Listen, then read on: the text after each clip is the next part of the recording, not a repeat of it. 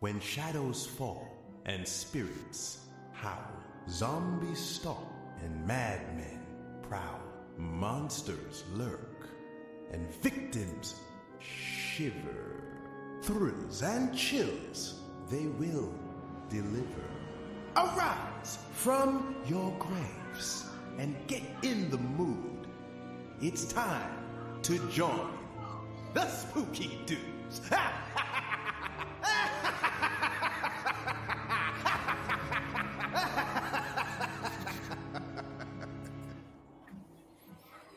And we're live. There we go. Hey, everybody. It's episode 11. I guess I'm keeping up with the numbers here of Spooky Dudes Live, which is what I'm calling the new thing. It's still new, I guess. 11 episodes doesn't make an old show, I guess. But tonight, I'm joined by a man I rather enjoyed talking to and talking film with, especially. And he's an indie film guy who made one of my favorite independent shorts of the past, I'm gonna say 5 years. Jesus. Hey, no pressure on the follow. Of course, Erecting a Monster, which was my pick for the best film of FrankenCon Film Fest last year. It did win the Corey's Grimy Grindhouse Award, which was an award made up on the spot. And but he's here. It's Mr. Jon Devlin. Thanks, man. Thanks for having me on and giving the film so much praise. I don't know what to say. Well, I'll say this too. I was talking to Richard on the phone. My three of us run FrankenCon, and Richard is one of my business partners. And we were just talking about the film fest, and I made a point of saying, so far, I think two of the films had penises in them. Two of the submissions had penises in them, and so I said, I said, I can't remember, something hashtag bunch of dicks or something, something like that. And so he said, what about Erecting a Monster 2? Is that what he's bringing to the film festival? I'm like, yeah, it is. And he shot it last week. So we were both very excited about it. So yeah, man. I still got a couple more days to do it, but I'm trying to get it done by May at least. We can, I think I know a guy. We can probably, extension is probably just fine.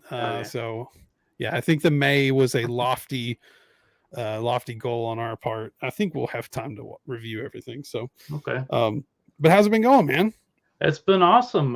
Very stressful, just trying to manage schedules of everybody. I got a bigger crew on this one, which pretty small thing I did last time. It was like two people in every scene, and then I think so. One guy on crew, that was it. So this one's a little bit bigger, and I worked with only friends in the last one, and so in this one I've got strangers I've worked with now. Like the first day I'm meeting them is on set and hoping they actually showed up, because I've never worked with them before. How does that dynamic, how do you feel about that dynamic? It's got to be different, right? If you're just hanging out with your buddies shooting a movie versus professionals. It kind of turned into the same thing, because they were super cool. Yeah. But you don't know what to expect until you get there. So my main concern was like, oh, please, I hope they show up, because I've worked on plenty of films where people just don't show up, and you gotta kind of think on your feet and change things. I mean, I've had to do it in the first one, lost an actress and had to change an entire scene, the witch scene in particular. Right. Well, it turned out great. So she's in a garage, and I was like, well, this is stupid. It's a comedy. Who cares? That's, like we were talking a little bit before the show about, and I'm not going to throw shade on any movies here. It's just, it's not something I like to do, but we will talk shit privately. But the biggest cardinal sin of a movie for me is it being boring. Like if you take a wacky stab at things and it ends up being entertaining, that's great.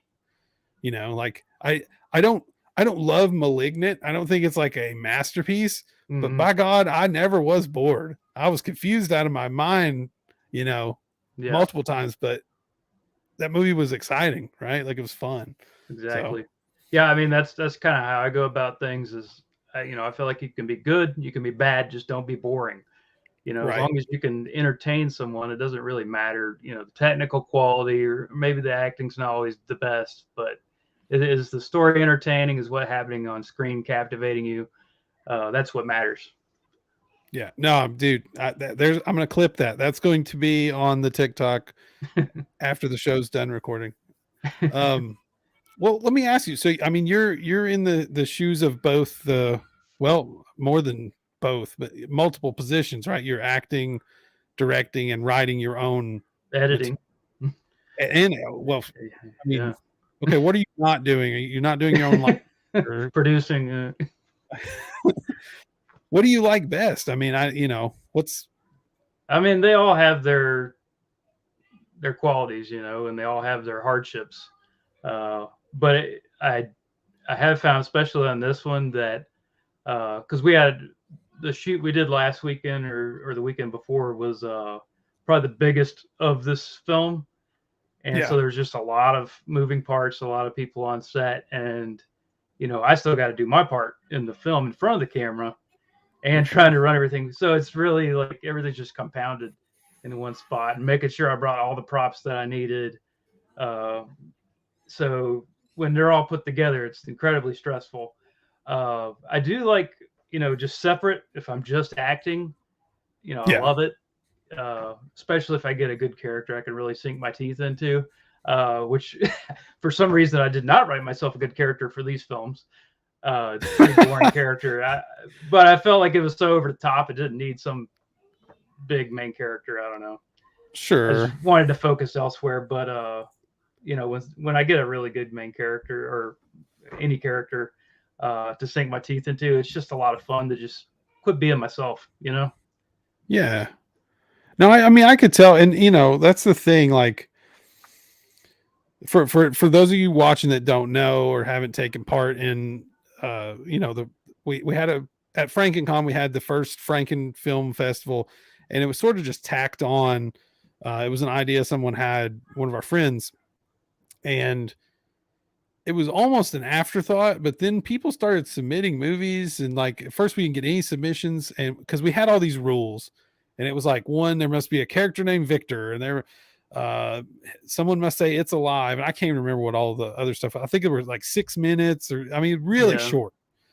So these were really constrictive rules, and we didn't get any submissions for a long time. And all of a sudden we're like, just make a movie, 6 minutes, don't rip anyone off, da da da da da.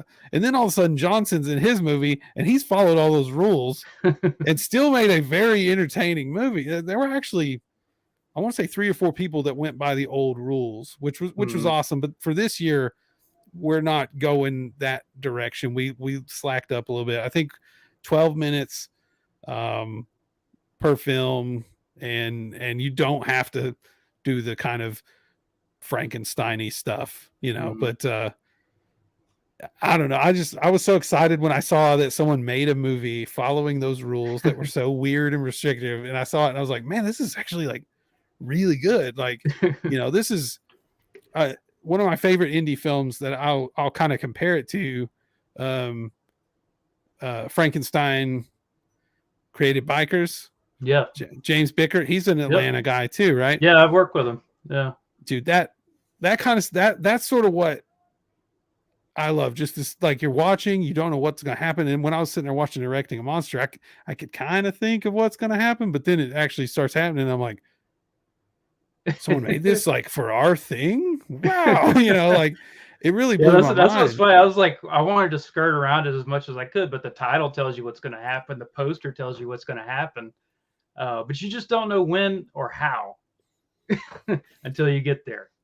Yeah. No, it was entertaining, man. I mean, I don't, my mind's blown that anybody puts anything together for something we're working on, but the quality of stuff we got was amazing. Nothing short of amazing. But it's pretty cool because this would not exist if it wasn't for you guys in the FrankenCon. Like, it's made for that con. and which is kind of like, and after I made it, I sent it. I was sharing the poster on social media and stuff, and I got contacted by some review guys that they're like, this poster looks amazing. I got to see this. So, I sent them a little screener or whatever, and got pretty good reviews. And they were just like, everybody that saw it was just like, I just wanted just to keep going. This could be like a longer movie, and that was the only complaint they had. It was too short because they were roped in, and that's part of the reason I decided to do a sequel. Plus, I don't want to force anything. So when ideas came around, that's when I decided to just pull the trigger. And of course, you guys are doing Bride of Frankencon, and so I'm doing Bride of the Monster. Yes, I love that. I mean, I can't already award it points because that's not fair, but I'm excited, everybody. So I swear I'm not trying to brown nose with the title. But it is, like, in my mind, it is linked to the event, because I made it specifically for the event. Well, that's I think that's what I think we realized that, like, because at some point we were sort of like, film fest, whatever, schmilm fest, like Matt is our third partner. Just go do it, Matt. We're just over here doing other stuff. And then we saw when those films start rolling, we're like, okay, this is pretty cool. And then when we actually got to the day of the event, and I met you, and I met August and Dylan and all these guys that worked on these movies. Everybody was so cool, and it was just a very positive vibe. And I think that's a big reason why we were like, let's do another film fest. We have to. It's not, at this point, it's not like an optional afterthought. It's like it's part of the fiber of the con. We have to do it, and we want to. It's worth doing. So I'm stoked, man. I gotta tell you though, I was really nervous in that festival screening. Really? I mean, I was like, I've directed a couple shorts before that, but it was just one man show. Like, I did everything. I think my roommate was in the first one I did, so I was just behind the camera. It was one person, and then the second one was like a silent film with me in front of the camera, one person. I did everything. And now I'm directing. I'm in charge of other people, and if this sucks, it's my fault, and I'm playing it in a festival, and if the whole crowd shits on it, I guess that's what I was afraid of. I was like, is this going to go over? Are the jokes going to hit? Is it too much? That's another, and I've picked that up from other festivals I've submitted to. It's a little too much in the end. So you have gotten kind of turned down by some because of the content? Yeah. Now keep in mind, everybody watching, this is a 6 minute, like 5-6 minute. It's very short. Like, so Jon did he packed a lot of real estate into a very concise. There's not a second wasted, I don't think. No, there's not. And actually, there's a few other scenes I wrote in that I wanted to film them just to put a longer cutout after the festival, but I just never did it. It would have cost money, and it was like, well, it seems like it's good enough. Why spend more money? That's one of those things, man. Like, 6 minutes is very short, but like a lot of people manage to tell a really cool story in that amount of time. So in a way, I'm like, I'm excited about the 12-minute thing. I'm excited to see what people do with double that amount of time and fewer restrictions. But I don't know, man. That's kind of what makes movies awesome, is that you figure out, like, it's the economy of filmmaking, right? Like, yeah, if Night of the Living Dead was 4 hours long, it'd be horrible. Like, why would it was great because they had a budget, and it was very small, and they had a bunch of friends filming on the weekend and here and there and driving with the tape reels in the back. I don't know. And like Jaws. Okay. Like, if that shark had worked, I don't think any of us would be sitting here going, man, Jaws was just amazing. Like, what a fantastic feat of cinematography and acting, and everybody would be like, there was a goofy looking mechanical shark on the screen most of the time. That's, I don't know. I like the idea of having to, like, overcome some sort of thing. It makes you more creative for sure.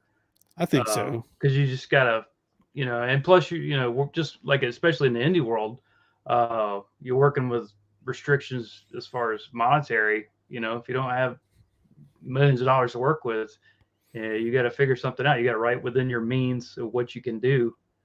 You know, some people don't do that. Yeah, They just write outrageous stuff and they and try to do it. they Those end use up being After funny, but Effects or yeah, something to hopefully get what they want. yeah. I didn't see a lot of that. I thought we did make one big mistake, and I talked to August Aguilar. He won the award for like the best film and show. That I'm not supposed to say that. The best film award, best in show is a dog thing. Richard gets on to me all the time, like it's best in show, and he's like, that's a dog thing. And so, The best overall, right? yeah, best overall. He was sitting there with everybody watching their films, and he's like, awesome, awesome, awesome. And his film never showed, and he's like looking at a bunch of people that he said my movie's going to show at the thing, because we made a mistake of saying whoever wins, their movie will be shown at the after with Joe Bob and Darcy presenting his award. But the problem is, like, he's sitting there with a bunch of people he knows. His movie isn't showing. So it's like this year we're going to show the 10 that get picked and then award the winner. Played again. Yeah, I was a little confused too, because I was like, well, who won? Like, the winner's going to be shown at the VIP thing. And I was like, well, who won? It's a lesson learned, you know. Yeah. We learned a lot last year, not just about the film festival, but there's a lot of moving parts to this con stuff, man. It's oh, I don't doubt it. I mean, it's probably just as stressful as directing a movie. Maybe. I don't know. Maybe worse. Who knows? I think if it goes really well, like we were talking about that too, like, you know, there was a lot of stress leading up to it. Like, is this celebrity going to cancel on us? Are we going to, you know, miss their flight and, you know, whatever. But the day of, the snowball is as big as it's gotten, and it's as high on the mountain as it's gotten, right? So your tension, it's over with. Like it's rolling downhill whether you get upset or not. So you might as well just be like, yay, you know. And it ended up being a blast. Yeah, it was a good, fun weekend. I'm glad it's going a day longer this time. Yeah. We'll see how the 2-day model goes. And then, I mean, if year 3 happens, you know, knock on wood, we've talked about doing a 3-day and just like the traditional con thing, you know?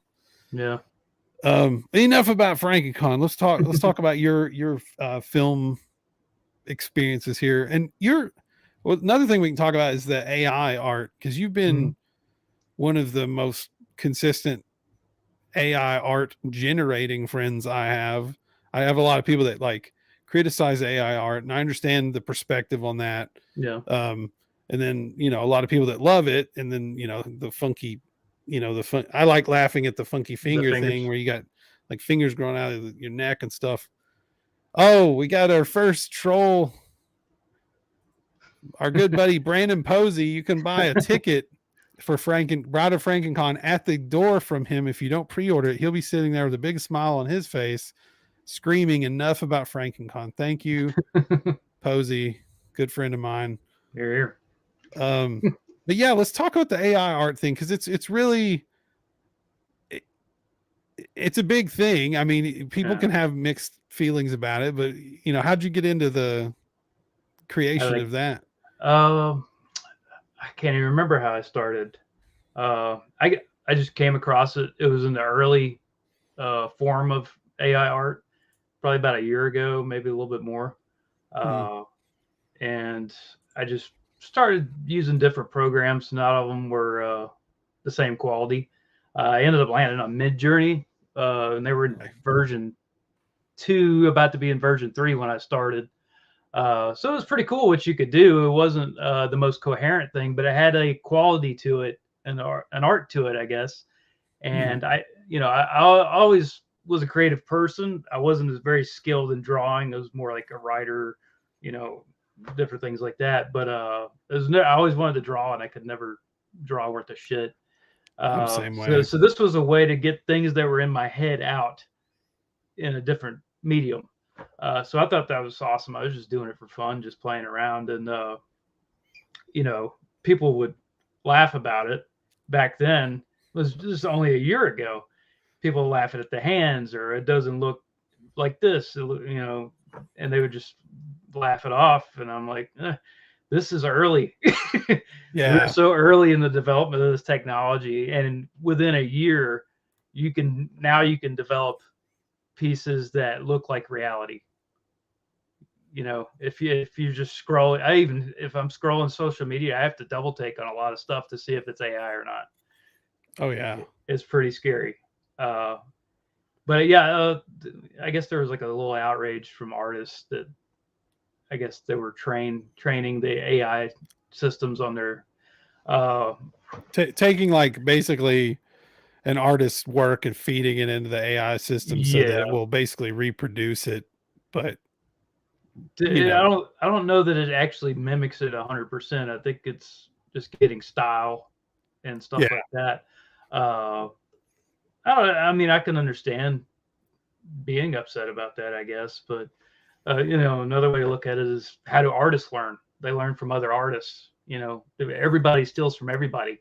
You know, my film was inspired by their stuff. You know, I love Frank Henenlotter. I love Trauma. You know, a lot of those elements came into my film.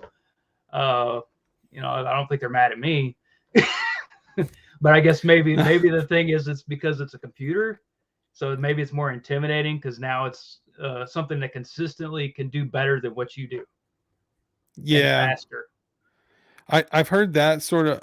I guess so. For me, like the thing that scares me isn't people using AI system to make art for fun or for, it's people selling AI art as, you know, like I take a bunch of artists stuff, have the system mimic their style and spit out, you know, some character and sell that at a con as a print or something as my own. I can understand that. That's a concern, you know, like just doing it for fun though. I don't care. And speaking of FrankenCon, here's Frank and Richard. We did talk about FrankenCon just a little bit. We spoke highly of you. Jon is working diligently on Erecting a Monster 2. So we're getting like movies shown for the first time ever, like world premieres at FrankenCon. Like that is, I don't want to like keep tooting the horn. Like tonight I'm tooting the horn quite a bit, but like, I don't know, man, that's mind blowing to me. Pretty awesome. Yeah, I guess I'm just worried about it taking money out of an artist's hands. That's all I worry about. But like when people make these, like one of the coolest things I've seen was like, they're like this. I'm probably getting this wrong, but it was Midjourney, because I joined some Facebook group that's just Midjourney stuff, and I've never used it. I really don't have a desire to use it, but I like looking at the stuff. And here's your Erecting a Monster is the bomb. Thank you, Richard. I agree. I awarded it, you know. So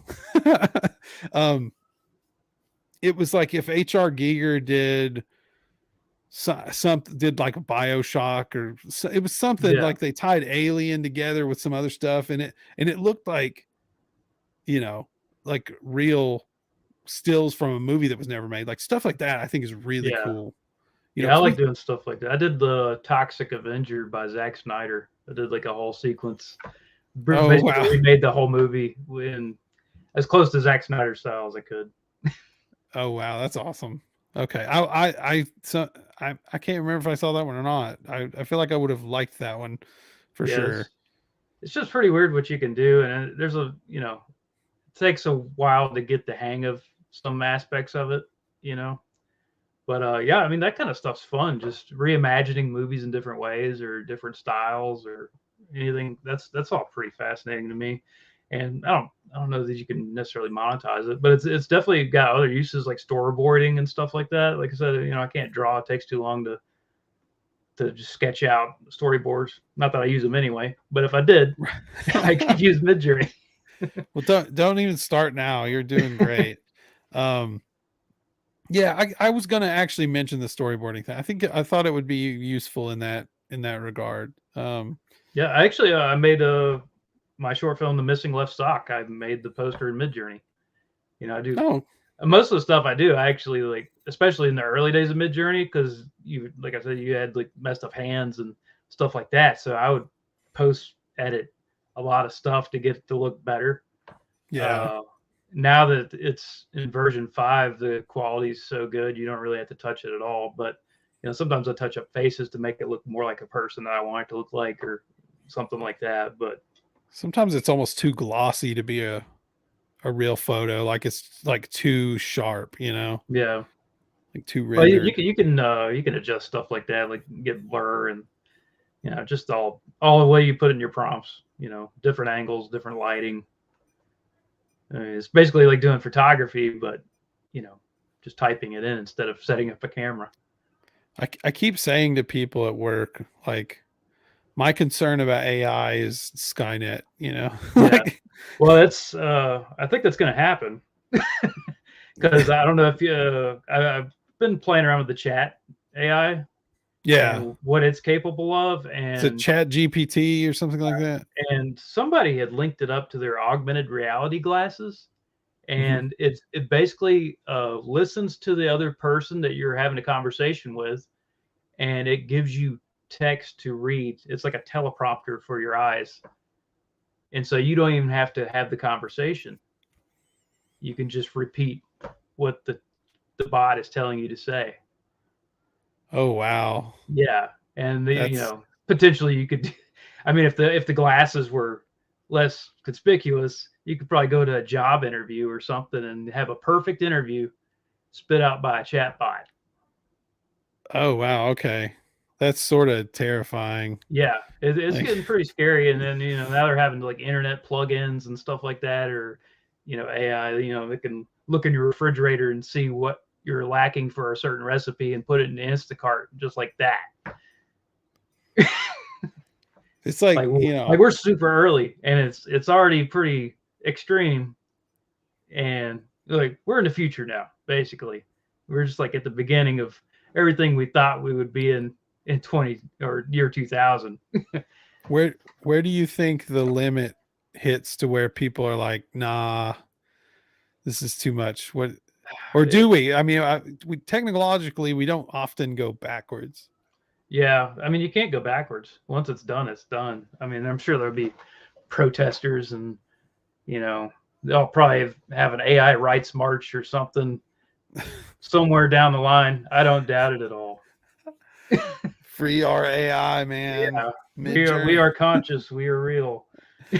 Oh my God.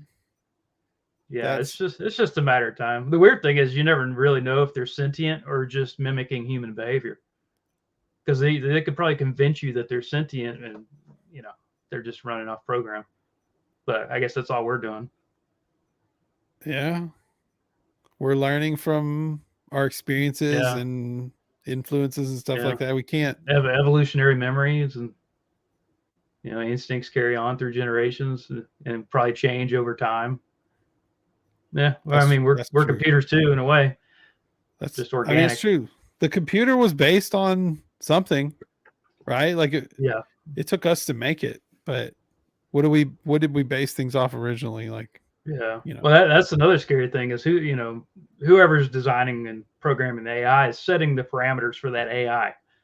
mhm. So, like in Chat GPT, there's some things it won't answer, or it'll give you a certain answer, and somebody might disagree with the answer. So who decides? It's not a complete. They try to make it unbiased, but it'll never be unbiased because everyone's biased. So whoever's programming it is consciously or subconsciously putting their bias into the programming. That's freaking wild, man. Yeah, I did not expect the AI talk to get this deep, but I like it. I like it, man. It's good. I mean, because my perspective is just like a filthy casual sideline guy that looks at it mm, occasionally. You've done it. You are an artist who is. I mean, I assume that the goal is to live off of your art to some degree, right? Like, yeah. so I would you love to have a quit my day job for sure, right. but I mean, yeah, I'm a you have a stake in it, so that's yeah. The you have a terrifying part good about perspective. that is I feel like I hate my day job because I hate working. And if I need to make art to survive, that might feel like work, and then I would hate it. And I don't want to hate art. I don't necessarily think you would hate it, but I had this discussion. I've had this discussion several times, but like, you know, people get jealous of like a YouTuber or a cosplayer or somebody that goes viral doing something. But the problem is most of that stuff, like say a clip from this show goes viral and gets 10,000 shares. Okay. That would be mind blowing to me because it's never happened. Yeah. Right. But the thing is, how many hours have I been podcasting and networking and stuff like that? Yeah. And so people get jealous of like these YouTubers and content creators and stuff that kind of blow up. But what you don't think about is very few of them. I mean, it's got to be sub 1%, right? It's got to be less than 1% have blown up without doing an immense amount of work. Yeah. Like it's a grind, dude. These YouTubers and people like that, Twitch streamers especially, like they're streaming for 6 to 10 hours a day. Yeah. And to make maybe minimum wage if they're lucky. So I'm just like 1% or something, make it big on there, and everybody else is just trying. Right. Yeah. I mean, that's just the entertainment business. I mean, most of us are starving. There's a few at the top. there's like, you know, there's only so many Oscar winners you can have every year, right? Yeah. And most of them were in Everything Everywhere All at Once. They start doing a indie category for Oscars. Oh, dude, I'm all for it. That would be great. I guess you'd have to define the parameters of what indie is, because I think their idea of indie is different than mine. Yeah, their idea of indie would be like looks like Steven Soderbergh, but he films on like a $10,000 or $100,000 budget rather than a $5 million budget or whatever. But he's already got all the equipment. Yeah, he's got the equipment, the connections, you know. Hey, Dustin Bolt. Dustin. Appreciate it, dude. Dustin says, "Good evening, gentlemen. Excited for part 2 of Erecting a Monster." Dude, I think everybody that's on here right now is excited about it. Everybody watching and John and myself. He's probably exhausted based on it too, but I'm excited to watch it. I'm not quite that exhausted yet. I've had a week or so to recuperate from that weekend, but it was a long day. That's important, dude. It's all downhill from there too. Yeah. Okay. Like, but I mean, that was FrankenCon.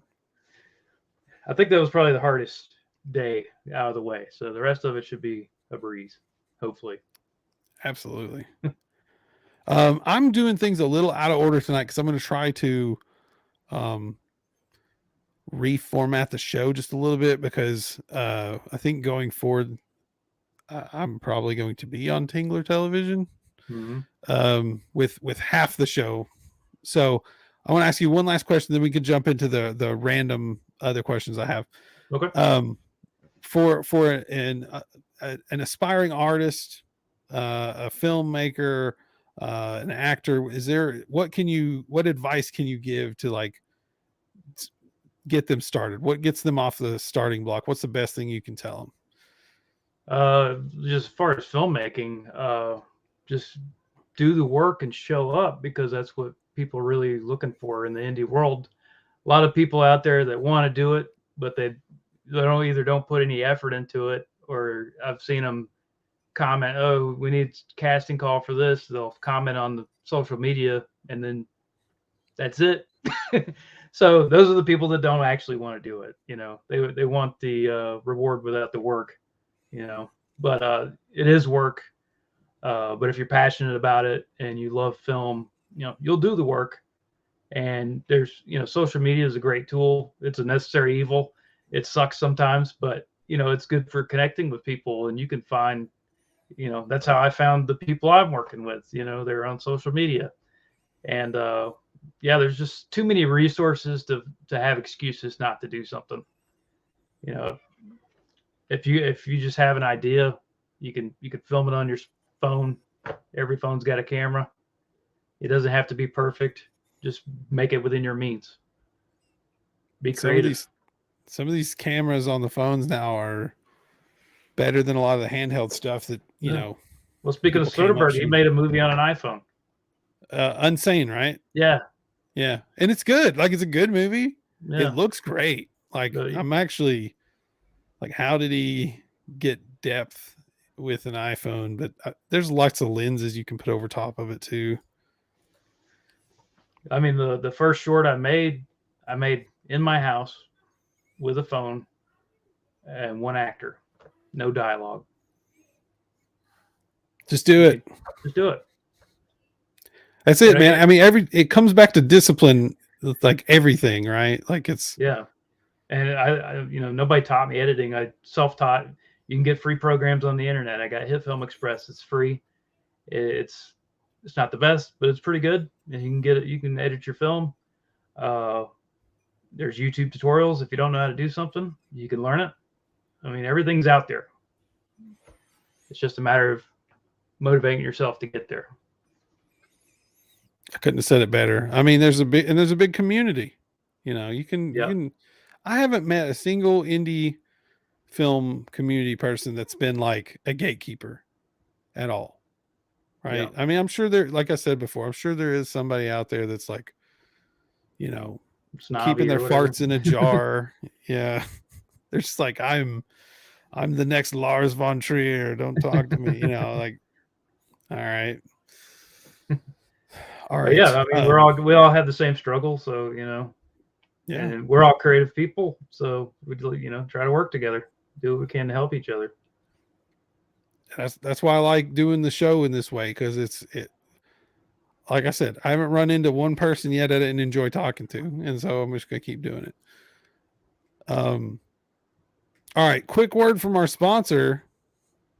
I'm going to change the ticker real fast. If you like horror movies, and if you don't like horror movies, I would question why you'd be here in the first place. But if you like horror movies and you wear t-shirts, who doesn't wear t-shirts, by the way? You can get amazing t-shirts and socks and pajama pants. And I'll go to bat for these pajama pants. Okay. They are so soft. They have pockets and a string, and they're very stretchy. Go to fright-rags.com. Use code SpookyDudes10. You'll get 10% off your order. Even if you load the cart up with clearance items, 10% off. Now, here's a caveat. You're going to use it one time, okay? So like Wyclef Jean said, one time, just use it one time and get as much off as you want. Fright-rags.com, code SpookyDudes10. The Wyclef joke does not fly with modern audiences because they have no idea who that is. Fugees. The Fugees, okay. I'm 41, so I liked the Fugees growing up. Okay, John, let's talk about your origins though. Here's my typical questions. What got you into horror? Because obviously you love it. You're kind of living in it. You and I have talked about Jess Franco before, but what got you into the genre? I don't know. It's one thing I've always been into. I think maybe the catalyst could have, and it's probably my personality on top of this, but I grew up in a really strict church. My dad was a pastor of a Pentecostal, and it was hellfire and brimstone every day. And I used to have nightmares about demons and stuff like that. But I don't know. At some point, it became less scary and more interesting. And I was kind of restricted on what I watched and everything. So I would see trailers on TV for Friday the 13th or Nightmare on Elm Street, and I always wanted to see them. They just look awesome to me, and I wasn't allowed to watch them. So I would actually start writing fan fiction based on the trailers. Wow. Okay. I would fill in the gaps. I kind of knew that I gathered from the trailers that Freddy was like a nightmare monster of some sort. And I would just make up, and I would mix it actually with stuff I was allowed to watch, like Never Ending Story. So I would have a Treyu going into a house with Freddy and Jason, just stupid stuff. But, I was a kid just trying to fill in the gap of things that looked interesting to me. I think that's awesome because, I don't know that you could pick a better origin than that, where you're like, I want to know what's on the other side of that thing I can't get to, but I can't get there. So I'm going to draw conclusions in my own head and make a creative story in the process. I think that's pretty badass, man. Yeah. But you know, at some point, you know, as I got older, you know, I was allowed to watch Universal monsters and stuff like that. My dad used to set up a projector, you know, on the weekends and play the old movies, and you know, I fell in love with, you know, all that stuff. And at some point, he rented, I can't remember, I was like 12 or 13. He rented Faces of Death because he thought it was a legit documentary. Oh my God! And he started playing it. And he wasn't going to let me watch it. He's like, I don't know, because I don't think he knew what to expect either. But he was under the impression it was a documentary, which you know, kind of was. But yeah, I ended up talking him into letting me watch it, and that kind of put me on a different path there, as far as, you know, my expectations for how extreme things can get. But yeah, that's basically the origin of how I got into horror. That's it comes back to the video store. Like I'm 40. How old are you? I'm 40, just turned 40. Okay, so I mean we came up in like the same generations where they had the video store, and you know, MTV was becoming this massive giant thing, you know, late 80s, early 90s, when they played music. Not that anybody even knows what MTV is anymore. But yeah, dude, like it's there's this forbidden fruit principle of entertainment. I think especially the video store kids, they remember seeing that cover and being like, yeah, you know, there's a scantily clad woman on the cover, or there's this gruesome looking, you know, in the case of Faces of Death, there's a bunch of warnings on the front that you shouldn't watch this. What else do you need to make you want to watch it besides somebody going, no, it's bad? Now, little did we know that was pretty tame compared to the crap you know you could see as soon as the internet became a thing, you know. But for its time, I remember seeing Faces of Death I think it was 3 or 4 in the theater. They did a screening, like a midnight screening, one night only. It was in Morristown, Tennessee, and there were 2 people in the audience, my buddy and me. No one else came. Like it ended up being the us 2 sitting up here in the dead center of the theater, and then everybody working at the theater locked up and just came in and watched it. Like they gave us a certificate when we were done, said I survived, you know, Faces of Death or whatever. And like it was awesome, but you know, I don't know. It's just it's kind of like the Blair Witch thing, right? Like the movie's good, but like the marketing campaign and like the hype behind it is way better than the actual movie. You know, that's what sort of sold brilliant. Yeah, exactly. Yeah. A lot of people were disappointed. Yes. All right. First horror film you can remember watching and enjoy. You could have loved it or hated it. Just whatever the first is. I think it was probably one of the Friday the 13th. Well, maybe one of the Universal ones. No, I think because they used to play Friday the 13th on like USA Network with like a heavily edited form. Yes. And Up All Night with Rhonda Shear or Gilbert Gottfried. So when nobody's paying attention to me, I would sneak and watch stuff I wasn't supposed to. But yeah, I remember watching that early and just, man, I love Friday. That's still my favorite slasher franchise of all of them. But yeah, that was probably the one. I remember part 5 playing when I was younger. I don't even know what year part 5 came out. Maybe like 88, 80. Yeah, something like that. It seemed like there was one every year for a while. Yeah, but I just remember that dude was like 79 or 80. The first one was 80. Yeah, I think it was 80. And then part 2 was definitely 81 because part 2 is my favorite, and I was born in 81, so I'm always like, I was born the right year for the right Friday the 13th. But I remember that dude on the bike, riding around on the bike, screaming, "Mama, he hit me!" and that machete coming by and knocking his head off. But I saw it on USA. That image just stuck in my head, you know, for years until I actually sat and watched the unedited movie, and I was like, "Oh, this is pretty good." Yeah. Yeah, I remember that too, being very disappointed that they cut the beheading. I was like, damn it. Now I have to vividly imagine it way worse than it actually was. Yeah, now you have to write a story about what happened. Yeah. How did his head end up on the ground? All right. Favorite horror subgenre? Whew. Man, that's hard to pick one. Because I lean toward cosmic, folk, and body horror. Okay. Body All horror the comes up more often than people would think on here. yeah. Like I mean, Filmmaker people seem to like body horror. like a lot of the AI art I make is heavily influenced with body horror. Oh yeah. That stuff is terrifying looking. Yeah. Yeah, but yeah, I don't know. There's something very creepy about folk horror. Mainly like The Witch, just being isolated and not knowing anything. Like they hadn't discovered how things work yet, Yeah. and so the whole world around them is a mystery. They don't. There's so much they can't explain, and they're just filling it in their head with just the craziest shit. Oh yeah. And that's pretty awesome to me.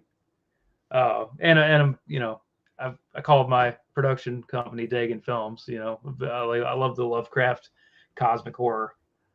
I know that's 3 answers. That's not fair. It's fine. It's fine. Let's see if you can narrow it down for your least favorite subgenre. Oh, please. You picked very different ones too, by the way. Like, I don't think you could get much different between body horror and folk, especially. Like, it's very different.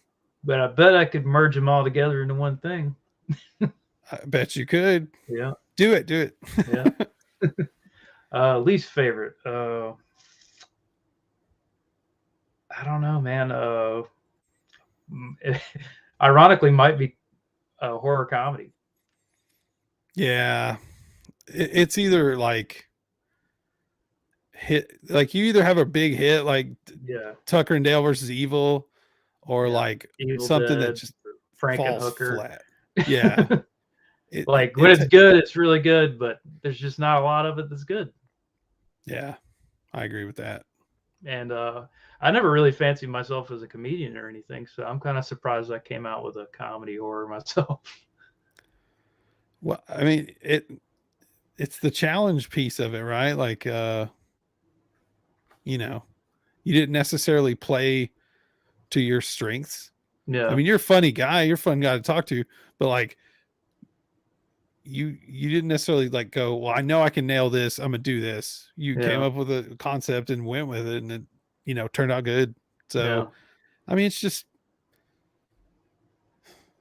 that's a risky subgenre for me. Yeah.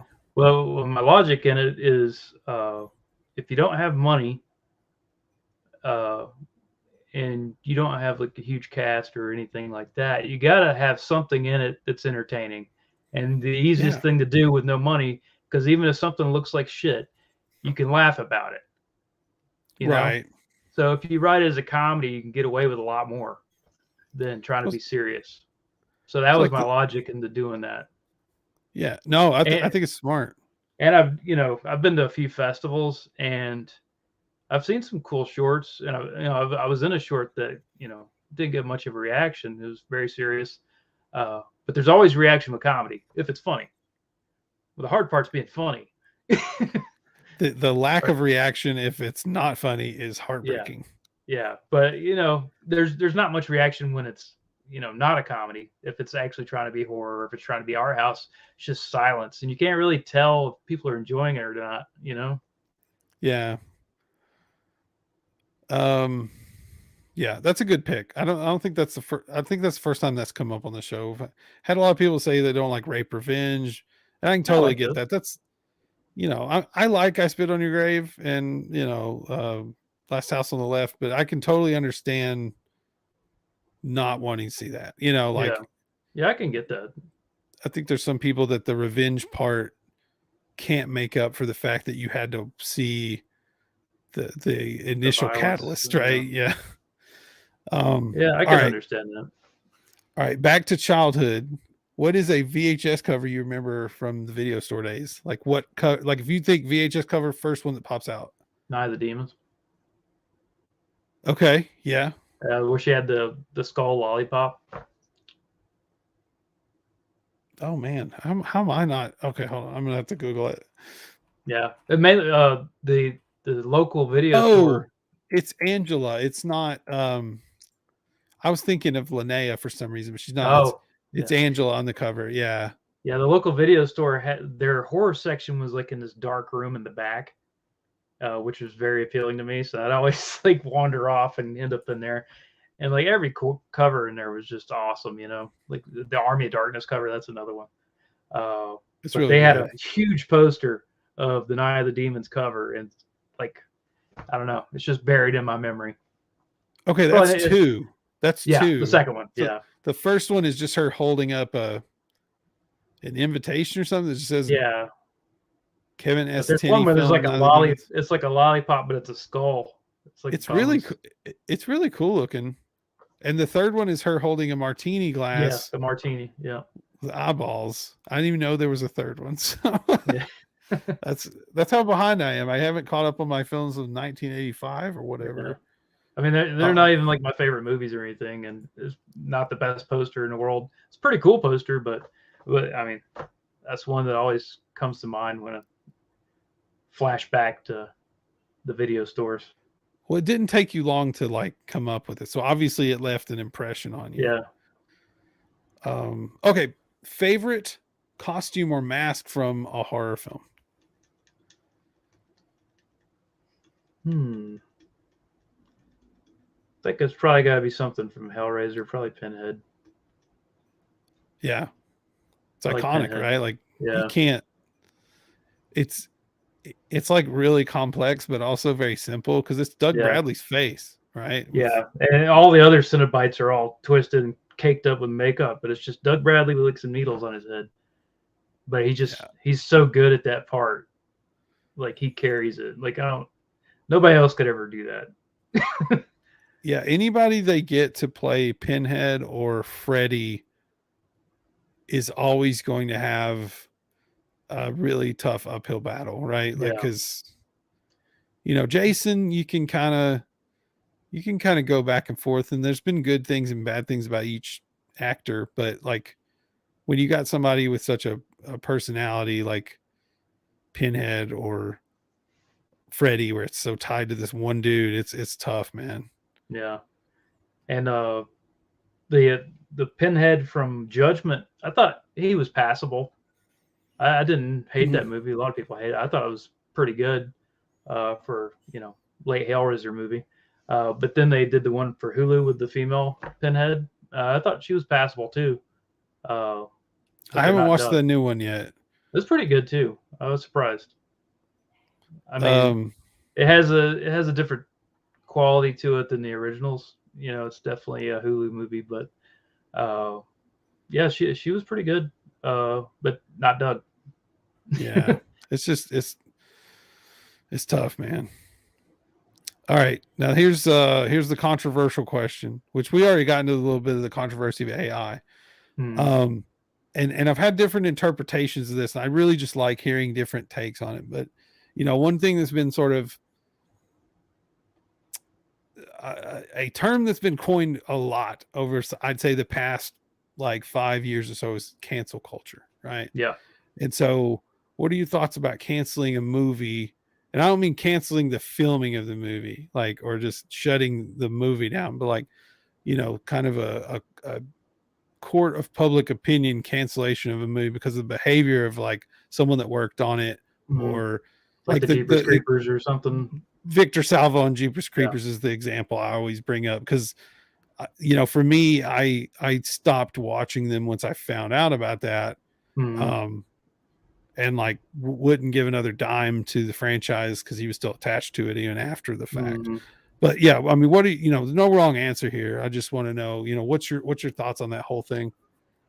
Well, I don't like cancel culture for sure. I mean, there's terrible people in the world that probably deserve some kind of punishment. But it seems like a lot of it's just knee-jerk reactions. You know, Right. People get their torches out and pitchforks and get mad about something that usually has nothing to do with them. Right. And before any of the evidence comes out, or and even if they're found not guilty or they were wrong, then the sentiment is already out there, and nobody's going to admit that they got mad for no reason. So they're, I've seen that a lot. But I don't like the whole thing of cancel culture. As far as films go, I mean, that's a personal choice to me. I mean, I could see if it really bothers you that what that guy did and you can't watch his movies. I mean, I don't see a problem with that. But if somebody does want to watch them, that's fine too. I mean, Sure. I don't feel like it's hurting anyone to watch a movie. Yeah. I've even seen people try to cancel Lovecraft. I mean, the dude's been dead for forever. Right. And they're like, oh, well, this is his personal opinions about stuff. I was like, well, I mean, the times were crazy back then, people were different. And I mean, how are you going to cancel a dead man? I mean, yeah, I would like to think as a society, we have come a long way from, I think in his case, it was about racism and stuff like that for the most part. I would like to think we certainly haven't stamped out racism as a society, but I feel like a majority of us have come a long way beyond that to not think that way. So yeah, it's got to be room to grow. I just feel like a lot of it's just bandwagon stuff, people just have to put their 2 cents in on every little thing, and most people are uninformed. I'd say the majority are uninformed. We see the clickbait title and just people read headlines and keep scrolling, and they don't usually the truth, if there is any truth in an article, it's buried at the bottom. Nobody ever makes it that far. That's a good point. Okay. Yeah, no, it's cool, man. Okay, now one that's significantly less controversial. Name 3 films that every horror fan should see. The Shining, The Thing, and Alien. I agree with all 3 of those. Those are all bangers, man. I mean, The Thing, John Carpenter's The Thing, right? I mean, I'm not throwing shade on The Thing from Another World, it's a different thing. it's a different that movie. I mean, it's a good movie. Yeah. But Carpenter it's like next level tension. Like if somebody out there has not seen The Thing, you need to do yourself a favor and watch it. It's an amazing film. Yeah. And it's got a good bit of body horror. It does. It does. For sure. Yeah. I like if I was listing out body horror movies, that's not one that would come to mind. I would think of like just anything Cronenberg firstly, right? Yeah, he's the god of body horror. But hell, even Alien. You got this fucking thing inside you growing, and then it sprouts out your chest. I mean, that's pretty horrific to be pregnant with a predatory creature from another world and not even know it. Yeah, I like listening to my family talk about when they went to the theater to see that, when it first came out, and like how amazing, we don't think about, like, we've seen everything at this point, right? We've seen years and years of special effects and everything, but you got to think the first time that chest burster comes out of John Hurt, I believe, that had to be something else. Like, people had never seen that before. Yeah. So you just got to put it in context like that. That's 3 good picks, man. Yeah. I mean, she was just isolated, toward the end of that film too. And that's just terrifying. You're in the middle of outer space. No one can help you. And you're by yourself on a ship with this fucking thing. It's really terrifying. Ripley is a badass, man. Like, I don't know. I love the first one. The first one's my favorite. Aliens is good. It's a good action flick, right? But it doesn't have the the gravity of the first one. That one it's legitimately scary. Like, it's a terrifying movie. Well, heck yeah, dude. John, well, that's all the questions I've got, but do you want to throw some plugs out there? I know we've got your social media and your YouTube in the ticker. Yeah. For everybody to go check out. Anything else you want to plug? I could plug a couple of things I'm working on. Go for it. I worked with Sean Ashley this year on a film called Old Man Slaughter, which is a spin-off of his film series Homicide McCloud, which is streaming on Troma now. Cool. So that should be out hopefully this year, toward the end probably. I'm not really sure. We'll see. I also worked on a film. I'm not sure when it's coming out either. It's been in editing, post-production for a little bit, but my friends in Augusta, The Wages of Sin, I worked with them on a film called Gracie. Stars Aaron Brown. Oh, nice. My second time working with Aaron. Worked with her on Mother Noose, which is also streaming or playing at FrankenCon. That's right. Yeah. Buckshort Productions and Wages of Sin, directed by Richard Tanner, Eric Poe, Dan Beck, and Nick Utam is the star being kidnapped. But yeah, that'll be showing at FrankenCon. So be sure to check that out if you guys go. That's awesome. And it's pretty raunchy, just so you know. It's not PG-13.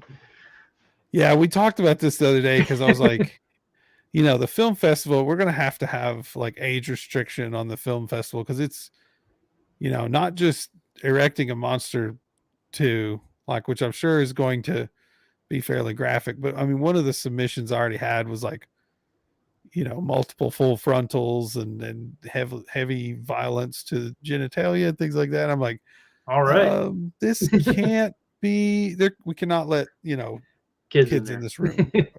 if you're a parent, we'll warn you at the very least. Okay. Before your kids come in, but I will throw a plug out there for Franken Film Fest real quick. If you guys are, a filmmaker and you want to enter the contest, I mean, we still have openings. We had set a date of, I think what did we say? May 1st I don't know. We're going to push that date back. I'm trying to hit May 1st. Doing what I can. John will do it because he's a machine. But if you're interested in joining, check out frankencontian.com. There's a link at the top for or it's just this film fest, but you can also submit an email over to frankenfilmfest@gmail.com. Check out the website though, to get the rules and everything. Cause I don't want to go through all those right here, but, we'd love to take a look at your movie and get it in the film festival. So, it's going to have some stiff competition. Hey, John. Wink. Yeah. Well, dude, seriously, thank you for joining me. And, thanks for having me on.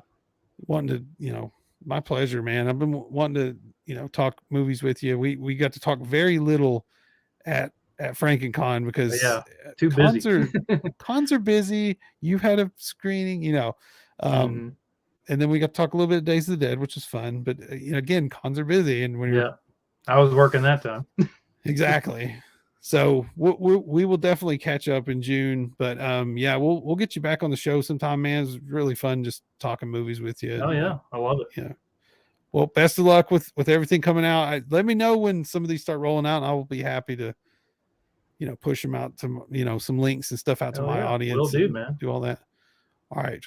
Well, thank you, John, and everybody else. I got to go get the button before I start pointing. Stay spooky, my dudes.